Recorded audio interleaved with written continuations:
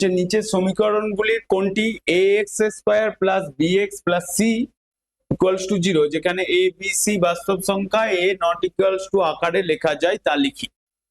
ঠিক আছে, তার মানে আমাকে যে ইকুয়েশনটা দিচ্ছে সেই ইকুয়েশনটাকে আমাকে A x square plus B x plus C আকারে লিখতে হবে।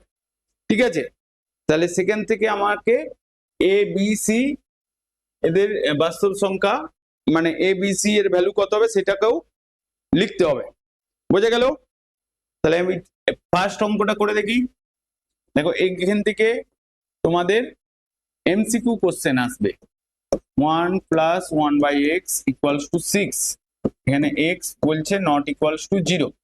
তাহলে এটাকে আমরা প্রথমে কি করব, ফার্স্টেই এটাকে লসাগু করে দাও x, তার মানে এটা x স্কয়ার, এখানে minus x plus 1 equals to 6, x টাকে ডায়াগোনালি মাল্টিপ্লাই করব, x square minus x plus 1 equals to 6x। তাহলে এখানে কি দাঁড়াচ্ছে, x স্কয়ার 6x টা এইদিকে চলে এলে মাইনাস হবে, তাহলে এখানে 1 আছে, তাহলে minus x minus 6x plus 1 equals to 0।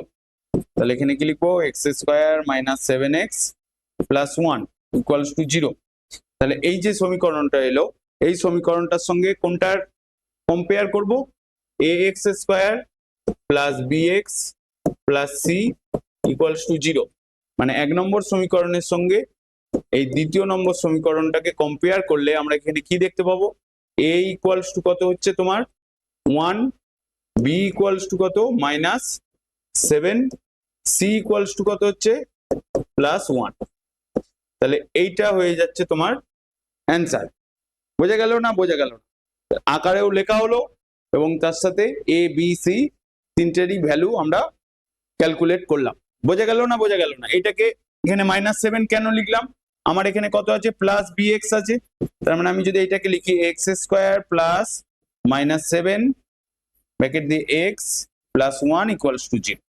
তার মানে 1 2 কে কম্পেয়ার করলে আমরা তাহলে এটাকে এই এ বি সি তিনটের ভ্যালু পাচ্ছি, হ্যাঁ কি না?